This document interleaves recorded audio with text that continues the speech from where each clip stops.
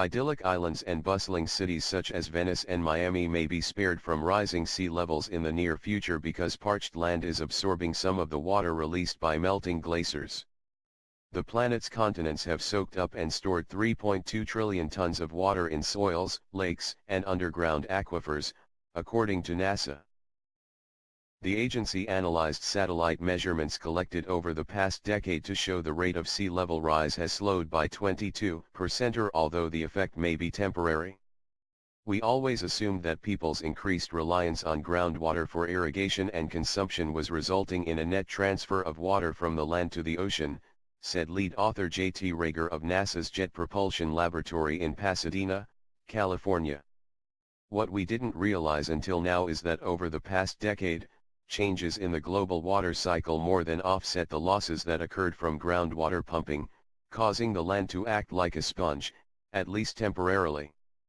The global water cycle involves the evaporation of water droplets over the oceans to rainfall, which runs off into rivers that lead back into the ocean.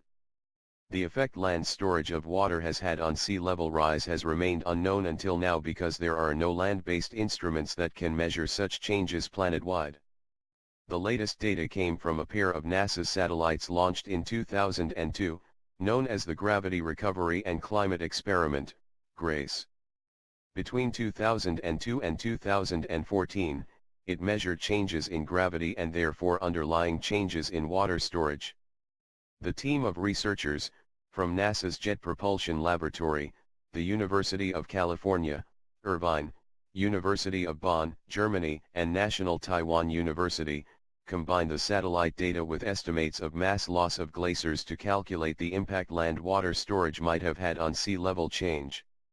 Their analysis suggests that during this time frame, climate variability resulted in an increase of approximately 3.2 trillion tons of water being stored inland. The team learned that the water gains over land were spread globally, but taken together they equal the volume of Lake Huron, the world's seventh largest lake. This gain partially offset water losses from ice sheets, glaciers, and groundwater pumping, slowing the rate of sea level rise by between 0.7 and 0.2 millimeters each year. They believe the findings, published in the journal Science, will help scientists better calculate sea level changes in the years ahead. These results will lead to a refinement of global sea level budgets, such as those presented in the Intergovernmental Panel on Climate Change, IPCC, reports, which acknowledge the importance of climate-driven changes in hydrology, but have been unable to include any reliable estimate of their contribution to sea level changes, said senior author Jay Famiglietti, a professor at the University of California, Irvine.